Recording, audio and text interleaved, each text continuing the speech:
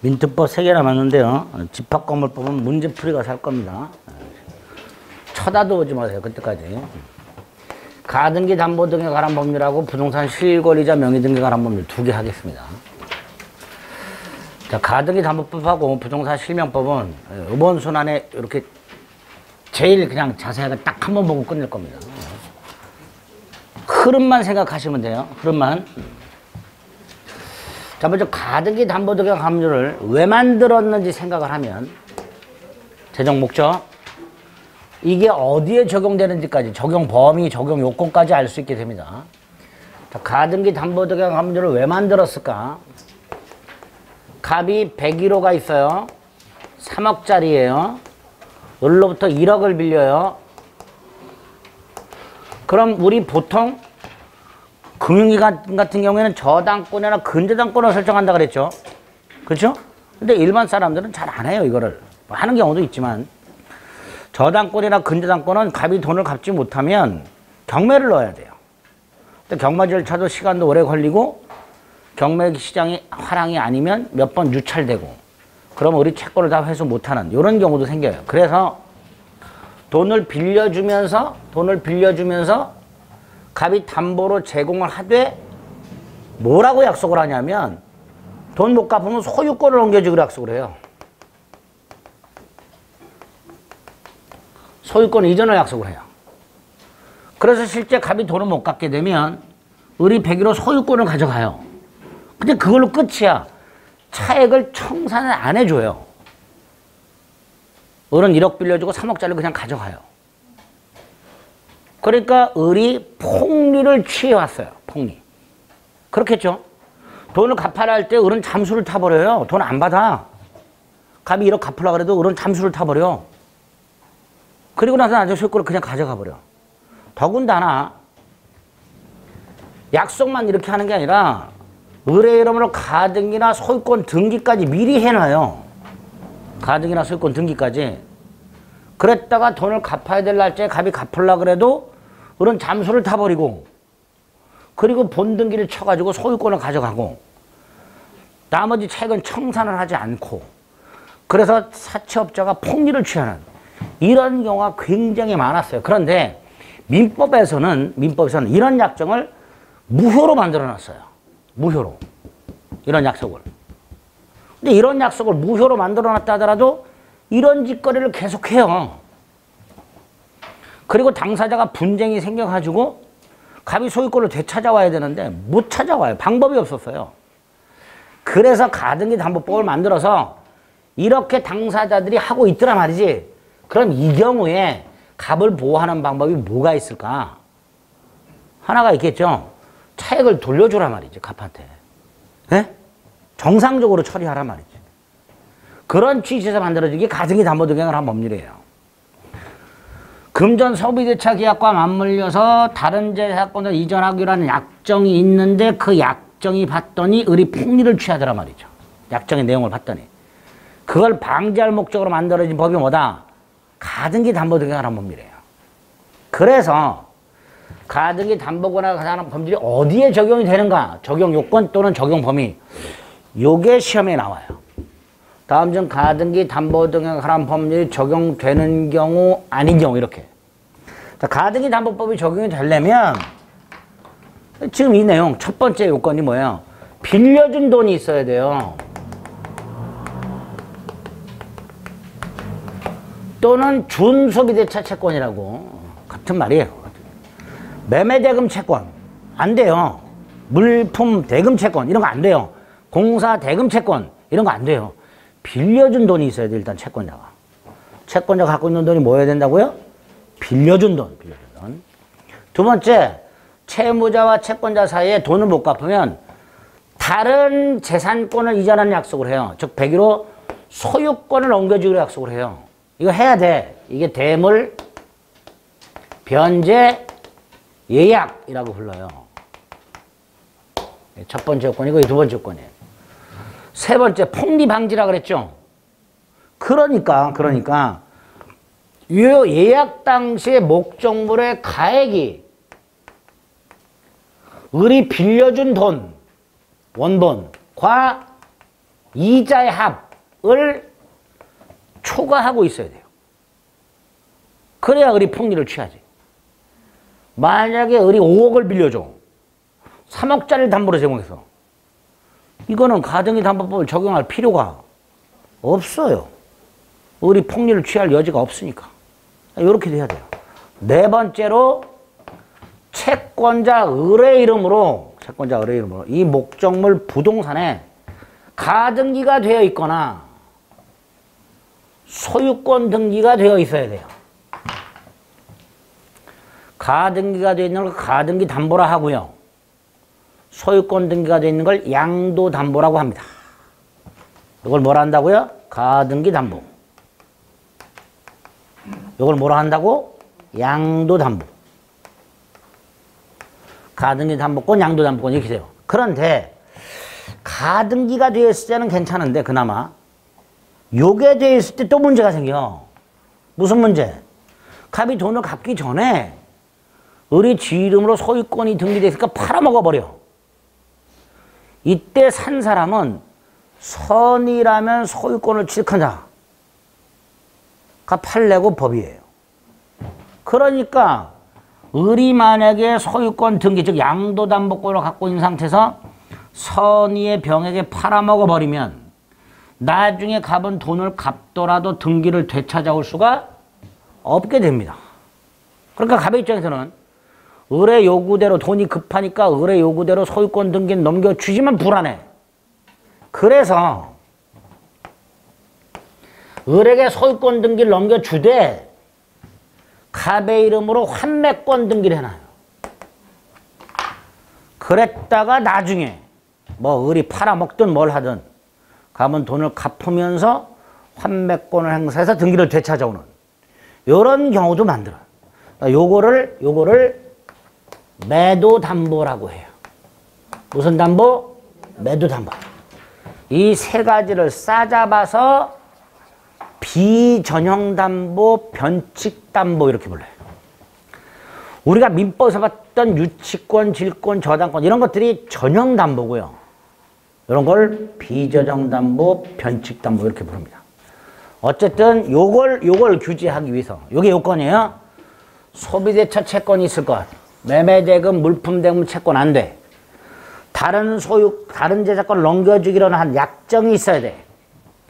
그 약속 당시 목적물 가액이 더 커야 돼. 채권자 이름으로 가등기 또는 적어도 소유권 등기는 되어 있어야 돼. 이런 경우에 가등기 담보등기 관할법률을 적용하는 거예요. 이런 경우에. 자, 이렇게 가등기 담보등기 관할법률이 적용이 되면 제일 중요한 거, 이 가등기 담보권은요, 전체 싸잡아서 다 가등기 담보권이라고 싸잡아서 부르긴 하는데 이거 그냥 저당권하고 똑같아요. 뭐하고 똑같다고? 앞에서 봤던 저당권하고 똑같아. 그러니까 저당권의 일반적인 내용이 그대로 적용이 돼요. 뭐 예를 들어서 제3취득자라든가 뭐 이런 거 다 적용이 돼. 법정상권도 규정이 있어요.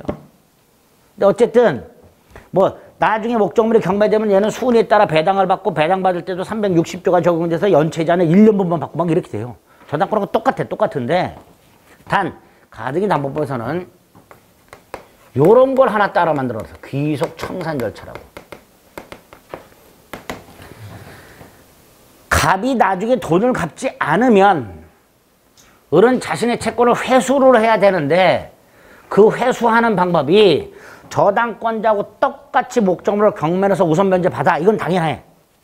이건 당연하고 거기에다가 가등기 담보법에서는 별도로 귀속 청산 절차라는 걸 규정해놨어요. 이게 핵심이 돼요. 귀속 청산 절차.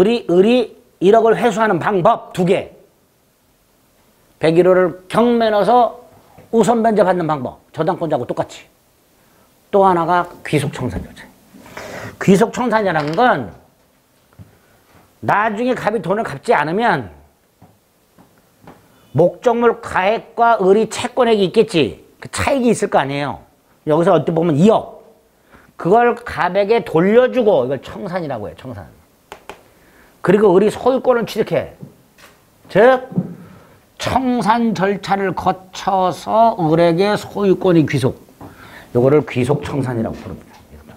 요거를 가등기 담보법에 규정해놨어요.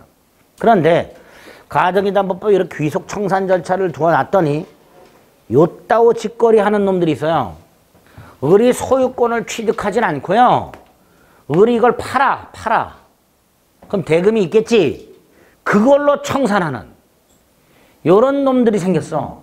요거를 처분청산이라고 해요. 무슨 청산?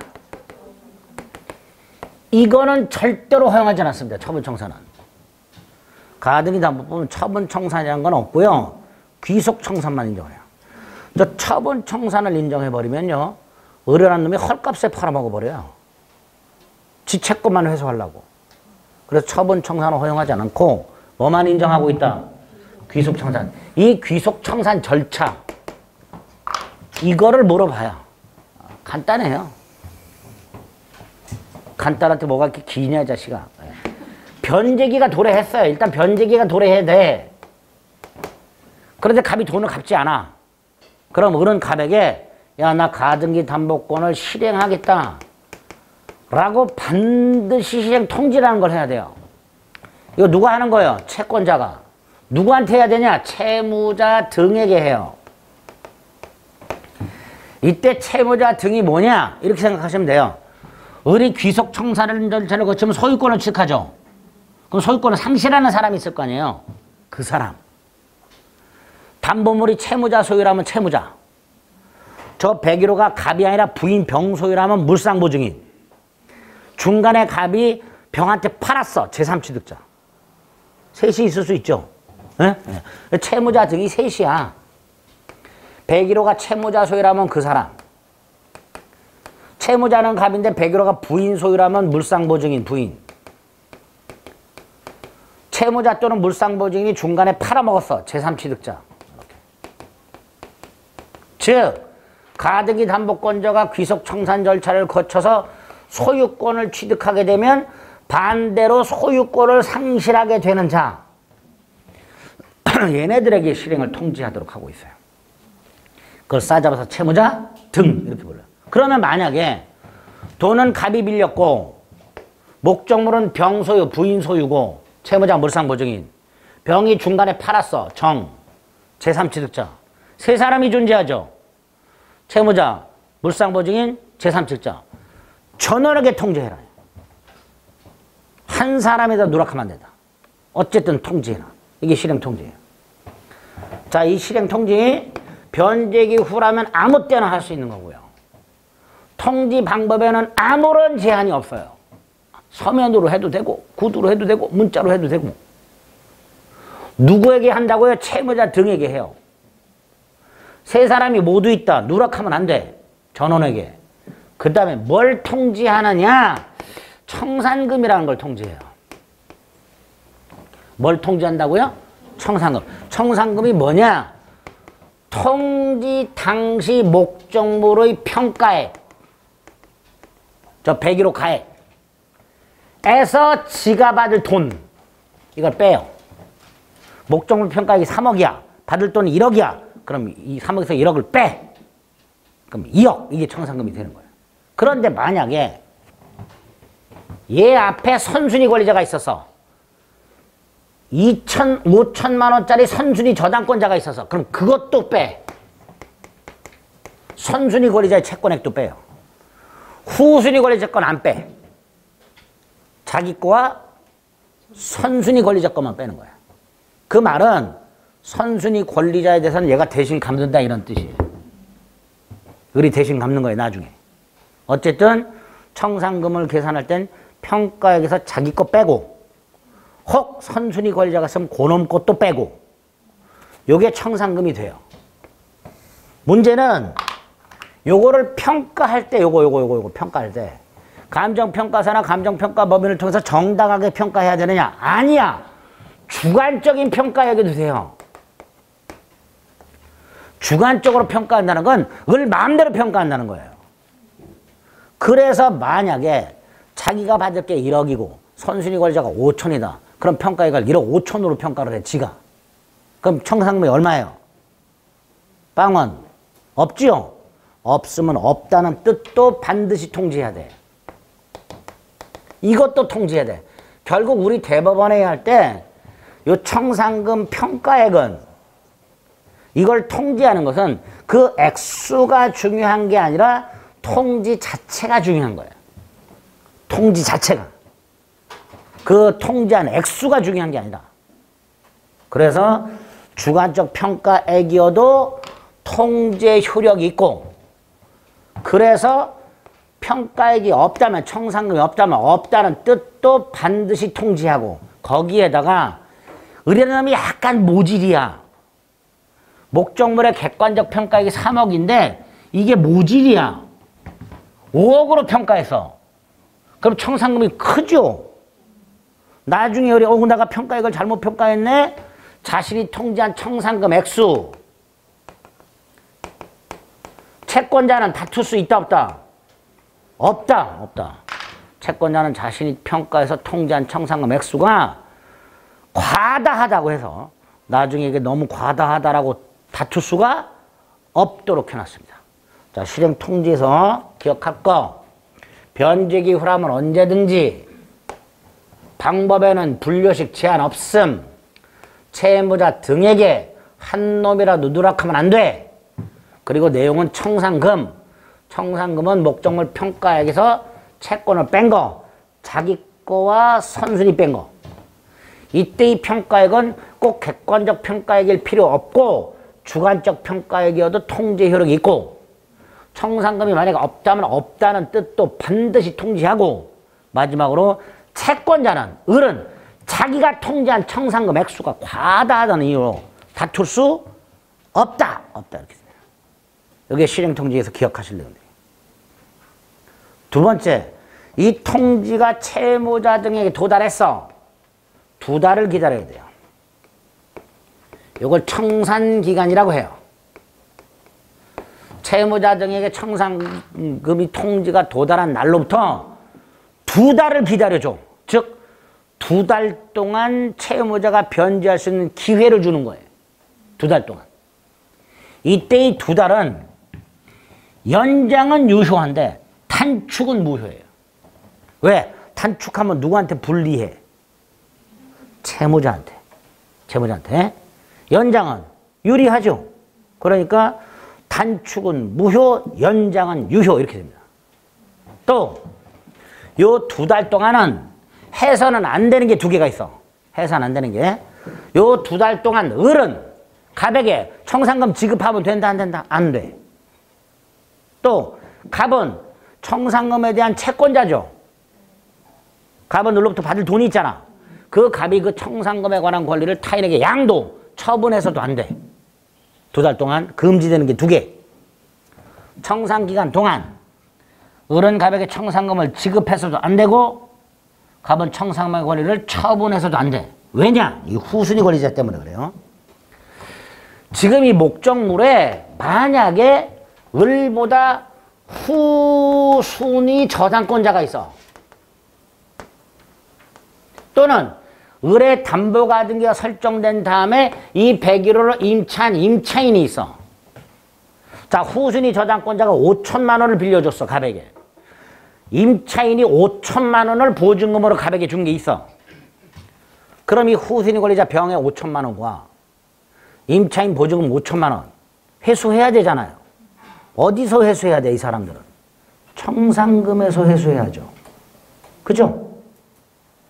을이 갑에게 돌려주는 돈, 거기서 회수를 해야 될 거 아니에요. 예?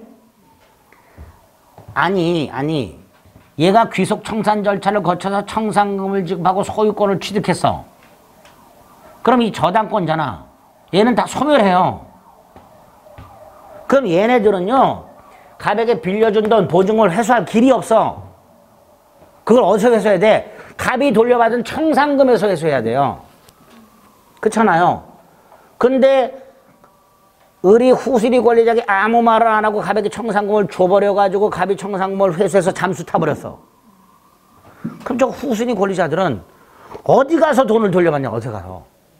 그쵸? 그러니까 만약에 후순위 권리자들이 있다면, 없으면 괜찮은데 이렇게 후순위 권리자들이 있으면, 첫째, 채권자는 채무자 등에게 실행을 통지를 하고 그 통지가 채무자 등에 도달하면 지체 없이 후순위 권리자에게 통지해라. 지체 없이. 그리고 이 후순위 권리자들은 통지를 받았을 거 아닙니까? 예?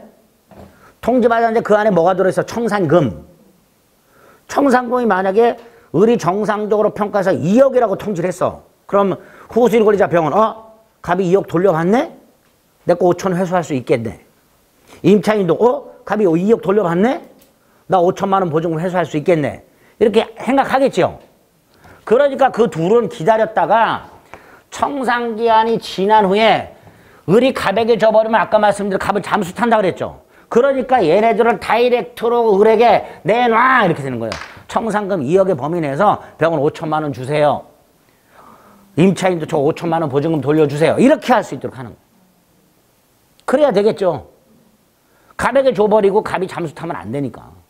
그래서 후순위 권리자가 있다면 채무자 등에게 통지가 도달한 날로부터 지체 없이, 도달할 때 지체 없이 후순위 권리자에게 통지하고, 이 통지받은 후순위 권리자가 청산금이 넉넉하고 불만이 없으면 2달을 기다렸다가 을에게 직접 5천만 원 돌려주세요. 청구할 수 있도록 하고요.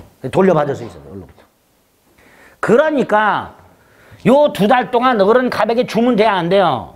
안 된단 말이지. 후순위 권리자가 있으니까, 있다면. 그래서 만약에 요 2달 동안 을이 갑에게 줘버렸다. 갑이 청산금의 거래를 다른 데 처분했다 하더라도 후순위 권리자에게는 대항을 못해요. 찍소리를 못해. 을이 만약에 갑에게 청산기간 동안에 2억을 줘버렸어. 근데 청산기간이 지나가지고 병하고 임차인이 을한테 와서 5천만 원 내놓으래. 그럼 을은 나 갑에게 이미 2억 줬는데? 이따위 소리 못하는 거예요. 그렇게 후순위 권리자를 보호하는 내용이 하나 있어요. 또 하나, 아까 지멋대로 통지할 수 있다고 그랬죠. 후순위 권리자가 통지를 받았는데 빵원으로 돼 있어. 빵원. 병이 이렇게 저거 목적물가액이 3억이고 청산금의 을이 채권이 1억으로 돼 있는데 왜 평가액이 1억이지? 왜 빵원이지? 저거 분명히 3억짜리인데? 경매가 되면 나 5천 원 회수할 수 있는데? 이런 경우가 있겠지. 그러니까 후순위 권리자는 2갈 내고 가는 거예요. 통지받은 청산금에 불만이 없으면 청산기간을 기다렸다가 을에게 직접 내놔 청구하면 되는 거고, 통지받았는데 청산금이 불만이 있어. 그럼 에이씨 경매 신청. 청산기간 내에 하나요. 자신의 채권이 변지기가 아직 도래하기 전이라도 목적물을 경매 신청할 수 있도록. 그래서 아까 을이 지멋대로 평가해서 통지할 수 있다고 그랬죠. 후순위 권리자가 있을 때 조심해야 돼요.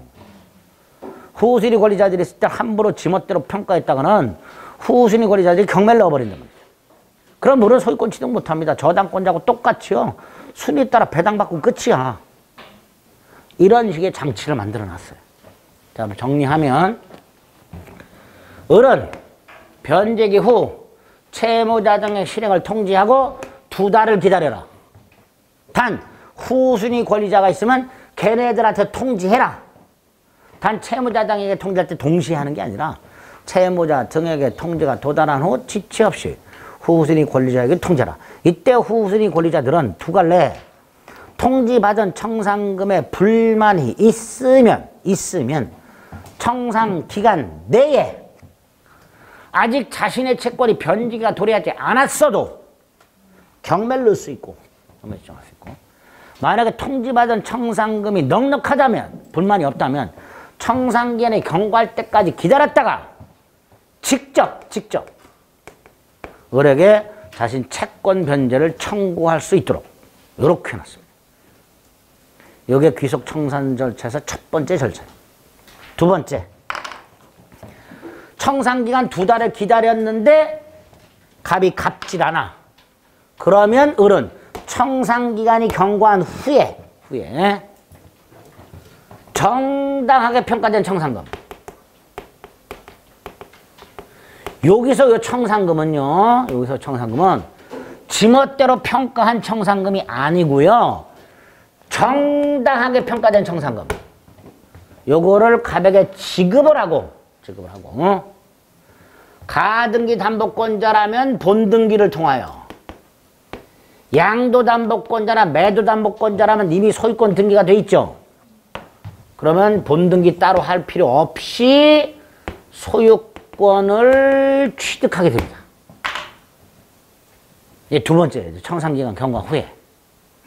청산기간이 경과할 때까지 갑이 돈을 갚지 않으면 청산기간이 경과한 후에 을은 정당하게 평가된 청산금을 지급하고 본등기함으로써 소유권을 지급합니다. 이때 갑은 채무자는 설령 청산기간이 지났다 하더라도 정당하게 평가된 청산금을 받을 때까지는 돈을 갚고 가득이 말소를 청구할 수 있도록 해놨어요. 원래는 청산기간 내에 변제를 해야 되는데 청산기간이 지났지만 을이 아직 청산금을 안 주고 있어. 그러면 채무자에게 기회를 한 번 더 주는 거예요. 채무자 너는 정당하게 평가된 청산금을 받을 때까지는 돈을 갚고 가등기 말소를 청구할 수 있다. 이렇게 해놨어요. 채무자를 보호하는 장치가 하나 또 있는 거야.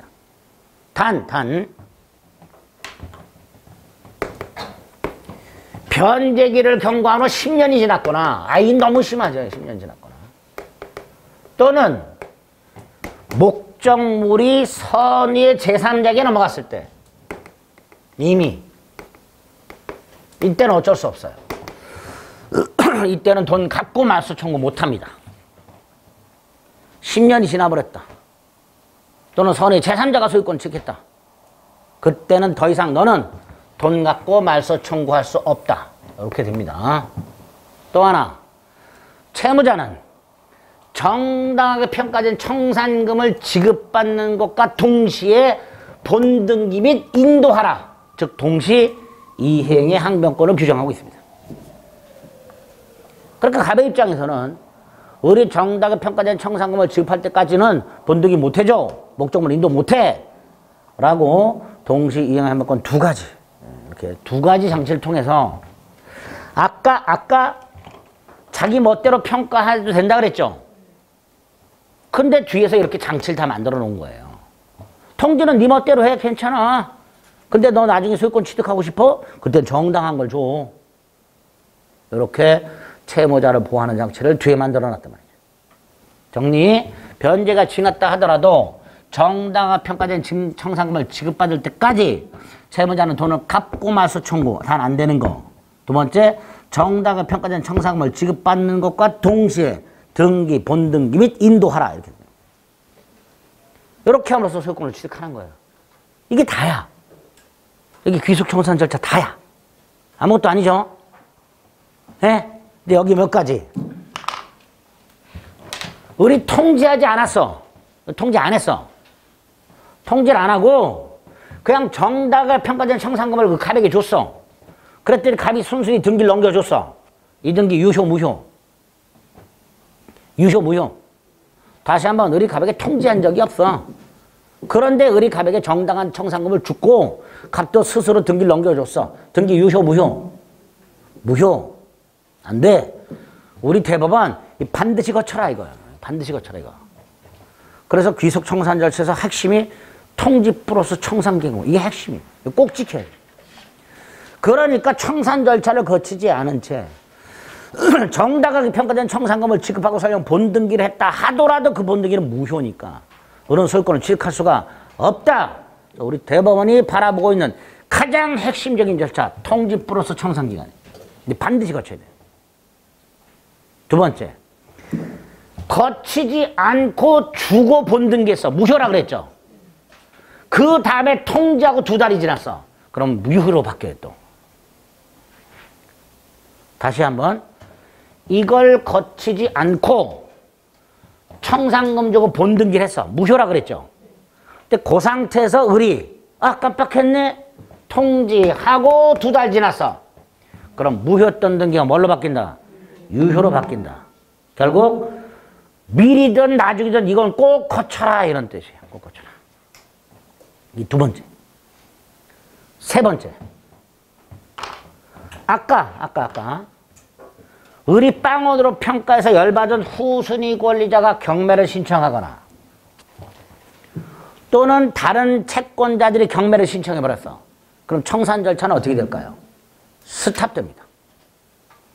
목적물에 경매가 신청이 되면 청산 절차는 스탑됩니다. 더 이상 어른 청산 절차를 진행할 수가 없어요. 심지어 우리 대법원에 의하면 이 경매 신청이 청산금 지급 전에만 이루어졌다면 더 이상 어른 청산 절차를 진행할 수가 없고 따라서 본등기할 수가 없으며 설령 본등기를 했다 하더라도 무효. 결국 목적물이 경매가 신청이 되면 어른 더 이상 청산 절차를 통한 소유권 취득은 불가.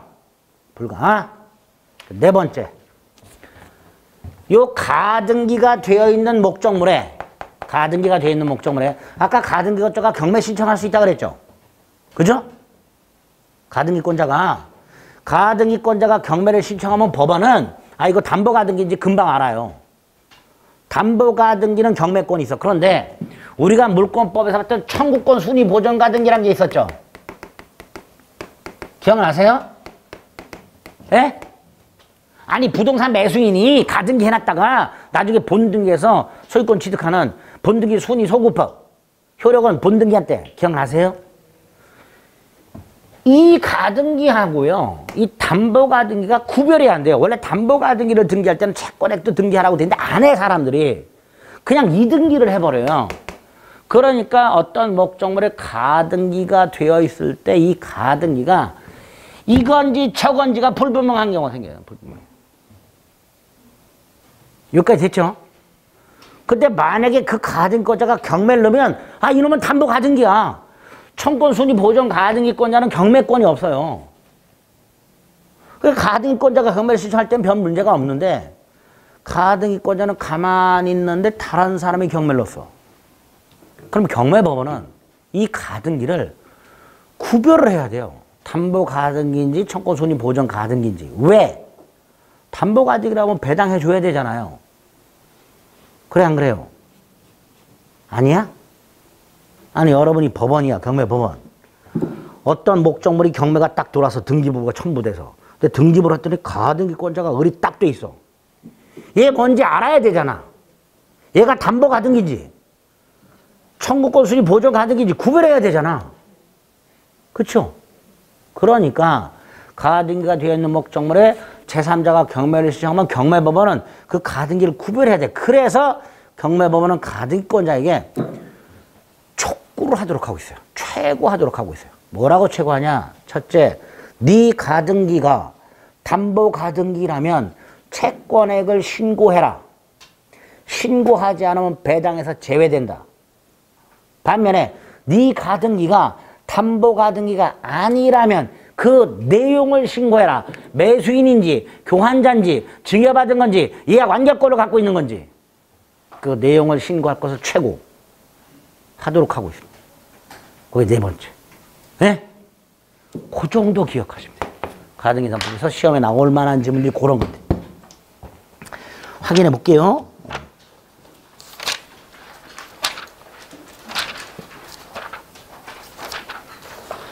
(611페이지에) 서설이 있어요. 잠 안 올 때 읽어보시면 돼. 잠 안 올 때 쫙 읽어보시면 돼. 잠이 너무너무 잘 오면 읽을 일이 없겠죠? 안 읽어도 돼. 612페이지에 보면 비전형 담보가 있죠. 뭐 쫙 나와 있어. 다 필요 없어. 아까 말씀드린 가등기 담보, 양도 담보, 매도 담보. 그게 비전형 담보예요.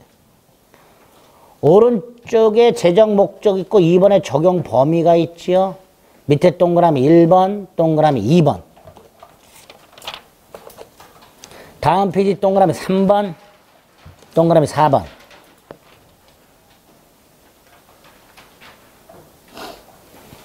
오른쪽 양가로 3번에 동그라미 1번. 저당권하고 똑같다 그랬습니다. 경매권 있고 우선 변제권 있다 그랬어요. 쉽게 생각하세요. 담보 물권이야. 그러니까 맨 밑에 통유성 당연히 인정됩니다. 다음 페이지 설정. 저당권하고 똑같아요. 필요 없어요. 이거 안 봐도 돼요. 자, 617페이지 가등기 담보권의 실행이 있습니다. 일단 경매권 있다 그랬죠. 그죠? 12조 1항 저당권으로 본단 말이지. 그 다음에 2항 아주 중요하죠. 청산금을 통지받은 후손이 권리자. 청산금에 불만이 있다면 청산 기간에 한하여 자신 채권이 아직 변제가 도래하지 않아도 경매를 신청할 수 있다. 그죠? 꼭 기억하셔야 될 조문이에요. 다음 페이지. 1번의 양가로 1. 하나, 둘, 셋, 넷, 다섯 번째 줄. 여섯 번째 줄. 가등기가 되어 있는 부동산에 경매 개시 결정이 있을 경우 그 가등기가 담보가등기 때는 채권액을 아닌 때에는 그 내용을 법원에 신고하도록 최고하여야 한다. 두 번째, 만약에 담보가등기인데 신고 안 했다? 배당에서 제외된다.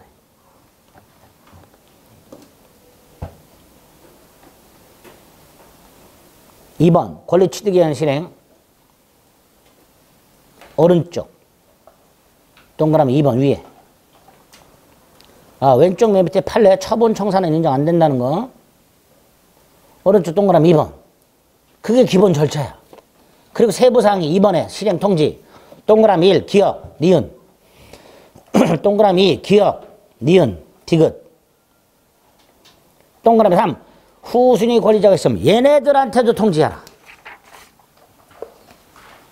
다음 페이지 판례 1번. 평가액이 주관적 평가액이어도 무방하다. 2번 전부에게 통지하라. 3번 통지 방법에는 제한이 없다. 4번 채무자 등에게 통지해야 되는 거고요. 후순위 권리자들이 있을 때 얘네들은 통지 안 해도 돼요. 통지 안 하더라도 그건 무효가 아니야.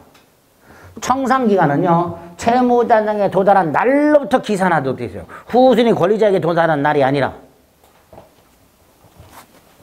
오른쪽 청산 동그라미 1 동그라미 2 동그라미 3번에 기억. 맨 밑에 니은 선순위도 빼라. 후순위는 뺄 필요 없다. 선순위를 빼라. 다음 페이지 4번 청산금 청구권자. 동그라미 1번 동그라미 2번 동그라미 4 양가로 동그라미 1. 아까 정당하게 평가된 청산금을 지급할 때까지 돈을 갚고 가등기 말소 청구할 수 있다. 근데 안 되는 거 2개. 변제기 경과하고 10년 경과 선의 제3자의 소유권 취득. 이때는 안 돼. 그렇게 되어 있죠. 자, 오른쪽 맨 밑에 판례. 아까 말씀드렸어요. 이 청산 절차를 거치지 않은 본등기 무효. 근데 그 상태에서 통지하고 청산기간이 지났어. 그럼 무효였던 등기가 뭘로 바뀌어? 유효로 바뀌어. 오른쪽 맨 밑에 판례. 됐죠? 요 정도. 이게 가등기 담보법에서 나올 수 있는 내용 전부입니다. 자, 두 번째, 부동산 실권리자 명의등기가 관한 법입니다. 이거는 당연히 부동산을 실제 권리자 이름으로 등기하게 하는 걸 목적으로 한단 말이죠. 왜? 남의 이름으로 등기하고 세금 따위를 포탈한단 말이죠. 법령상 제한을 위반한단 말이지. 지금 LH공사 직원들 같은 경우 자기 이름으로 해놨을까요? 안 했겠지. 걸리는데. 그러니까 조세를 포탈하거나 법령상 제한을 위반하거나 요럴 목적으로 자기 건데 남의 이름으로 해놓는 거, 이거를 철퇴를 내릴 목적으로 만들어진 법이 부동산 실권리자 명의등기가 관한 법률이에요. 그러다 보니까 그런 탈법 목적이 없는 경우 이때는 적용이 안 되겠지. 요게 첫 번째 나올 수 있는 거. 적용이 안 되는 거. 부동산 실권자 명의등기가 관한 법률이 적용이 안 되는 거 첫 번째, 가등기 담보, 양도 담보. 특히 양도 담보를 보세요. 채권자 이름으로 소유권 등기가 돼 있지. 근데 이거 소유권이 아니에요. 아니야. 양도 담보권이야. 실제 소유자는 갑이야. 그쵸?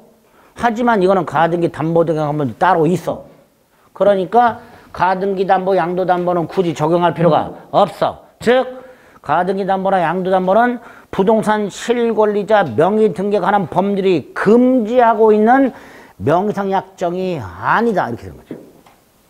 명의상 약정이란 이따 볼 건데 이름 빌리는 약정을 말합니다. 거기에 해당하진 않아. 두 번째가 구분 소유적 공유 또는 상호 명의신탁이라고. 서로 명의신탁한 거. 땅이 하나 있고 등기부에는 각과 을의 공유로 등기가 되어 있는데 실제 땅을 가서 봤더니 가운데다 경계표를 치고 각각 특정 부분을 단독으로 사용식하고 있더라. 대외적으로는 공유로 등기되어 있지만 대내적으로는 마치 단독 소유권처럼 사용하고 있더라. 이런 걸 구분소유적 공유 또는 상호 명의신탁이라고 해요. 이게 왜 상호 명의신탁이냐? 공유 등기가 돼 있어요. 지분이 등기가 돼 있어요. 이렇게. 그죠?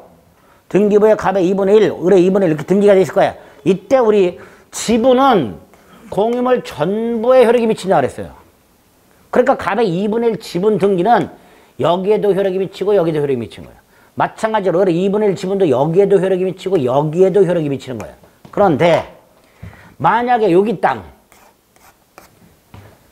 갑 단독 소유죠? 그쵸? 근데 을의 2분의 1 지분 등기가 되어 있는 상태야. 여기는 을 단독 소유죠?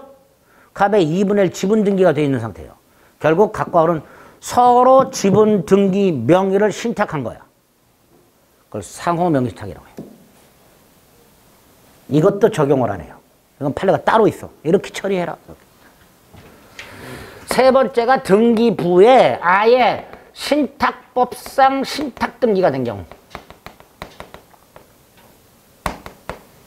뭐 신탁 공부하시죠? 뭐 담보 신탁도 있고 요새는 부동산 담보 신탁이 굉장히 많이 유행하고 있는데 어쨌든 신탁법상 신탁 등기가 되어 있는 경우 이때는 신탁법으로 처리하면 되니까 부동산 실거주자 명의등록하는 법률을 적용할 필요가 없게 됩니다. 이 세 가지는 아예 적용을 안 해.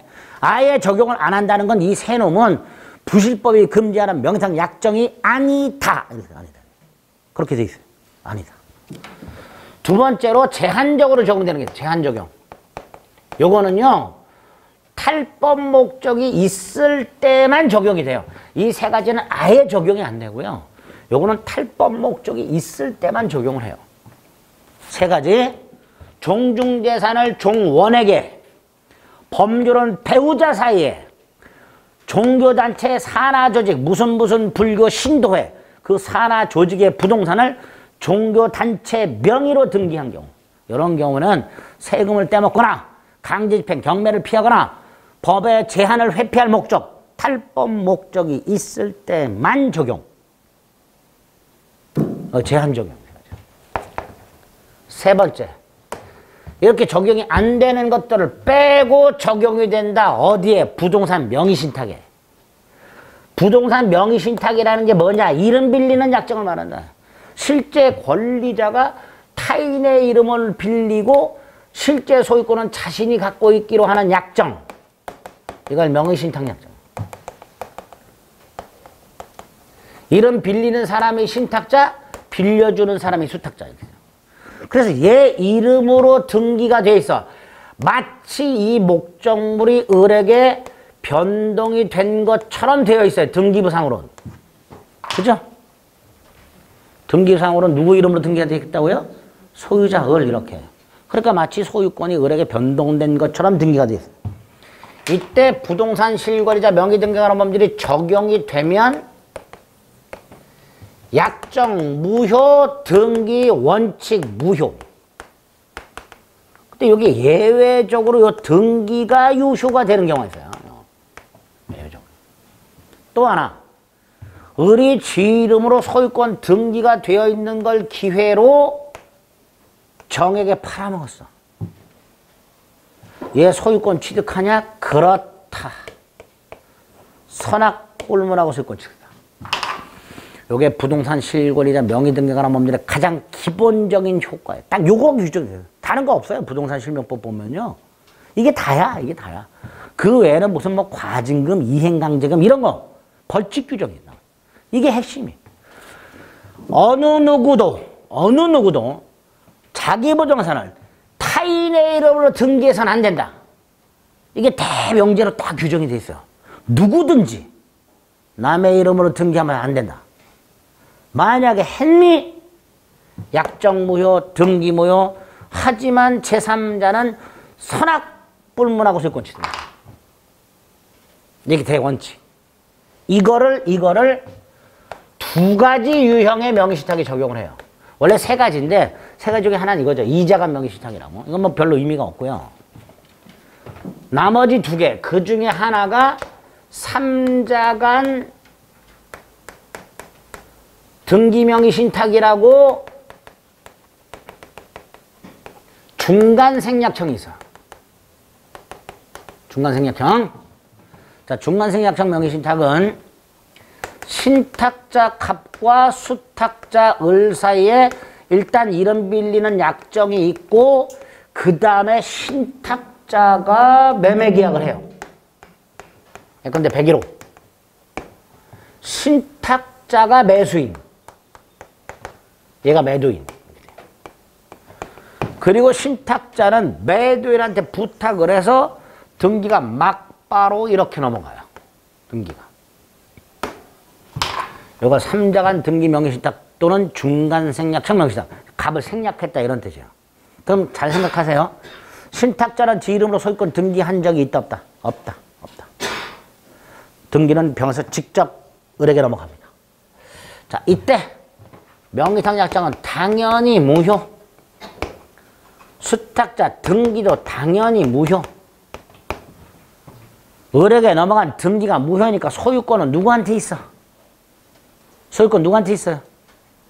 네? 이 101호 소유권 누구한테 있어? 다시 한번. 병에서 을에게 직접 다이렉트로 등기가 넘어갔어. 근데 이게 무효야. 그럼 101호 소유권자 누구예요? 네? 누가 소유자예요?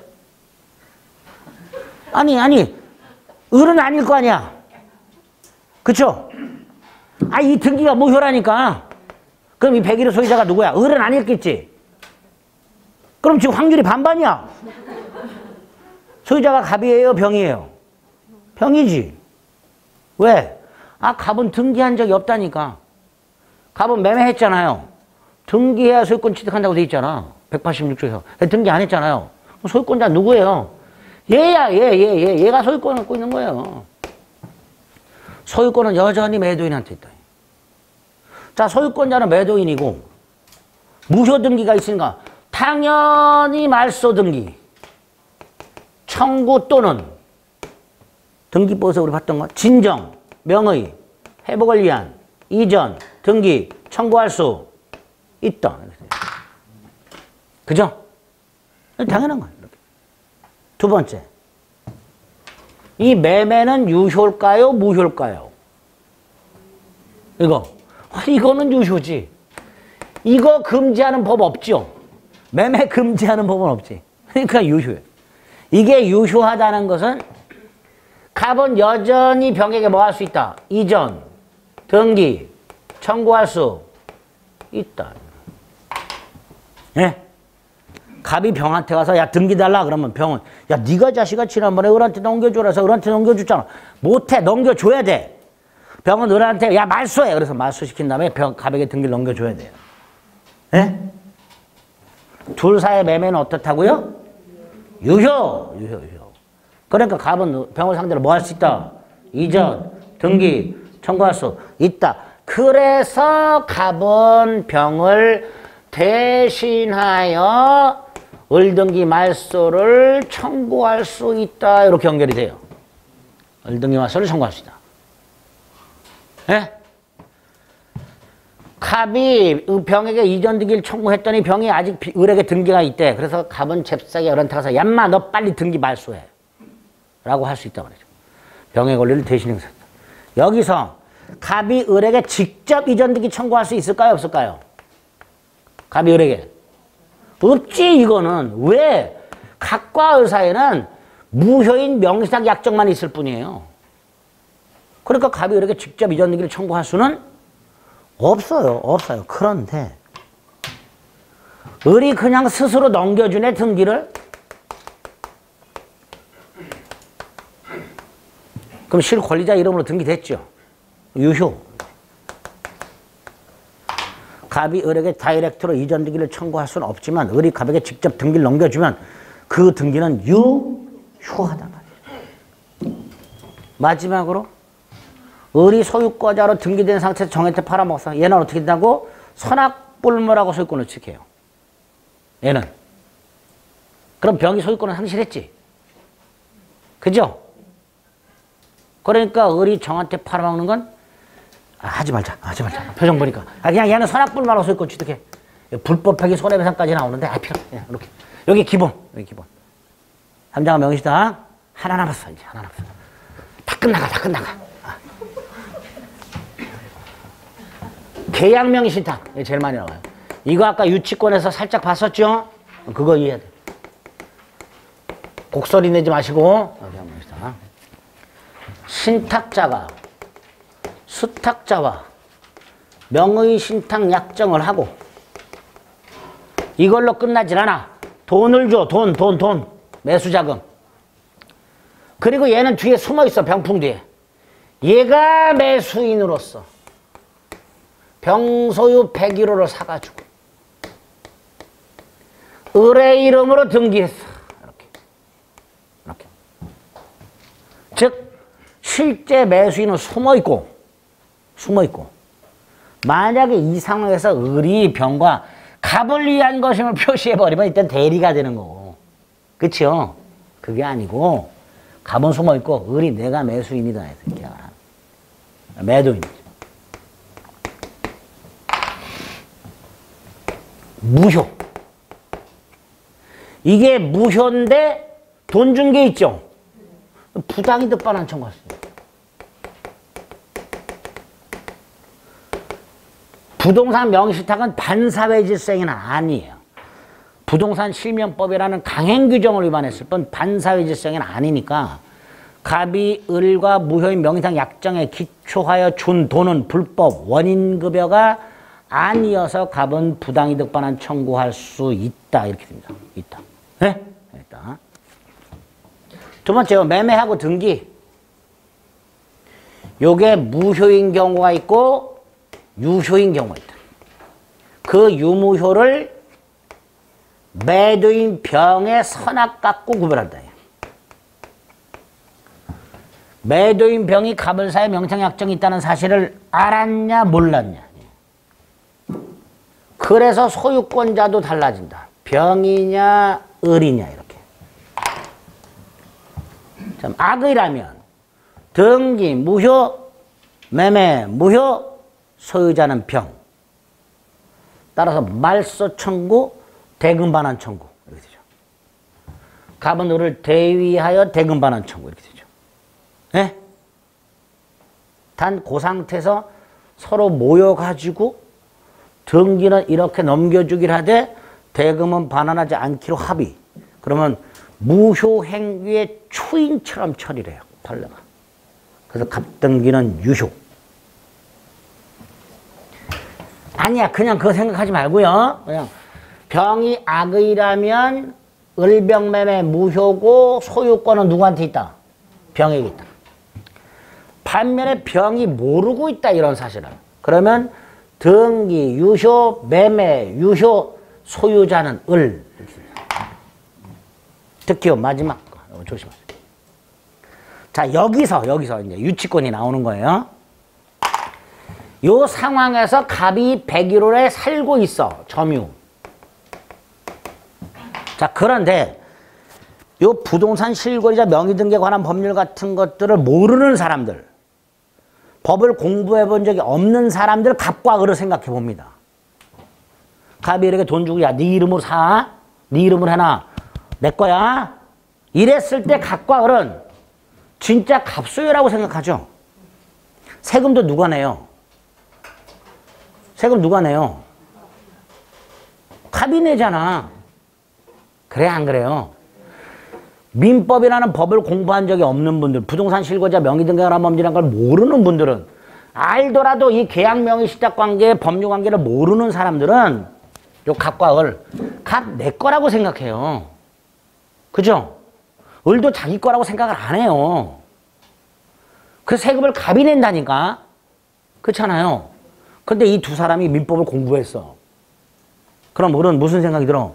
내 거네. 예? 을은 유레카를 외친다니까. 내 거네. 갑은 내 거 아니었네. 이렇게 되는 거예요. 그렇죠? 그래서 을이 이렇게 주장했어요. 야, 내 거니까 내놔. 갑도 공부했어. 이게 무효란 걸 알아. 자기가 아니란 걸 알아. 그러니까 알았어. 대신 내가 준 돈 내놔. 그렇게 되겠죠? 어른야, 너 내 집에서 나가. 내 거야. 내놔. 갑은. 그래? 그럼 내가 준 돈 내놔, 자식아. 그럴 거 아닙니까?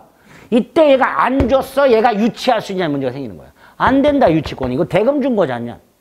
그래서 아까 계약 명의 신탁에서 신탁자의 수탁자에 대한 부당이득 발언 조건은 유치권이 인정된다, 안 된다? 안 된다, 봤던 거예요. 유치권에서. 여기서 나오는 거예요. 요런 상황에서 나온 거예요. 요런 상황. 예? 병이 선이라면 소유권은 누구한테 있다고? 누구한테 있다고. 이게 가장 기본이 된 거예요. 계약 명의 신탁에서. 근데 이제 여기서 끝나면 괜찮은데, 갑이 을한테 돈을 줘가지고 을이 병소유 101호를 을의 이름으로 경락을 받았어. 경락. 산 게 아니라 경락을 받았어. 자, 이 경락을 받았을 때는 대법원 병의 선악을 묻지 않고 경매, 유효, 등기, 유효. 매매의 경우에는 병의 선악을 나누고요. 경매의 경우에는 병의 선악을 구별하지 않고 경매, 유효, 등기, 유효, 을이 완전히 소유권을 취득. 이렇게 하게 됩니다. 그래서 계약 명의 신탁은 이렇게 두 갈래로 가요. 매매냐, 경매냐. 매매는 병이 악의냐, 선이냐, 이렇게.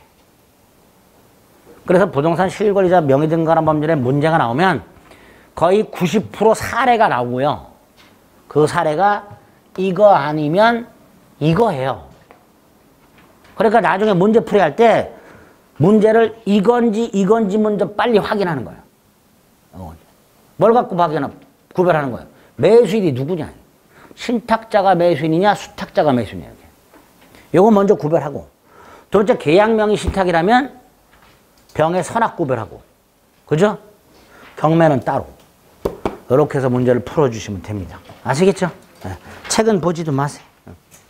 이 정도 부동산 실거래 명의 등본 확인하시고 5월 달에 한 번 더 하고 문제 풀이해서 특별법은 훈련하시면 됩니다. 아시겠죠? 그래서 주임법, 상위법 예전에 임대차하면서 했던 것까지 합쳐 총 6문제가 나오는데 3문제만 맞출 생각하시면 돼요. 그래서 주임법, 상위법 맞추고 나머지 오늘 2개 중에서 하나만 맞으면 하나만. 90번. 너무 스트레스 받지 말고 듣는 걸로 끝내세요. 따로 공부할 생각 하지 마시고. 아시겠죠? 네. 여기까지 하겠습니다. 수고하셨습니다.